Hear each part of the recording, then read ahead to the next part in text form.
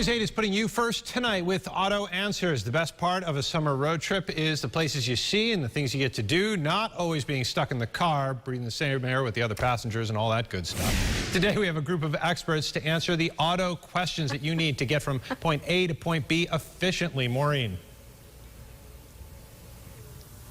All right, Mark Feuerbacher with Universal Imports of Pittsford has joined us today along with his great crew that brought some cars, and they are offering all sorts of great tips.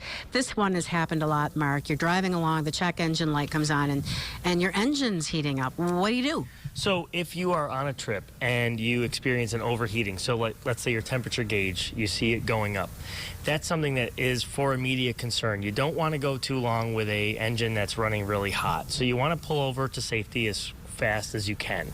When you do that, if you're going to check your coolant, you want to make sure that if you have an expansion tank like this or a radiator cap on some of the older cars, you want to release the air very slowly, because otherwise there's a lot of pressure in there and this cap could pop off. Yes. It could also shoot hot antifreeze out at you. So you want to release that slowly. If it's summertime, you could use water to fill it up. That might get you to safety if you don't have a huge leak.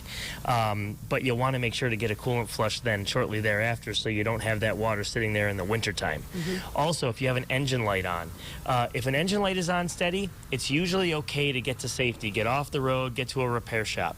If your engine light is flashing or you're noticing a runnability problem, so your car is sputtering or has loss of power, that's something you're not going to want to drive for too long, because the more you drive, the more potential for further damage. Yeah. So steady engine light, you can usually drive to safety as long as the engine's running fine. Flashing engine light, running problems, try to get off the road as quick as possible. All right, Mark, thank you so much. And along those lines, if you have any other questions, call. We've got the panel of experts from Universal Imports right here in studio now through 6:30 to take all of your questions.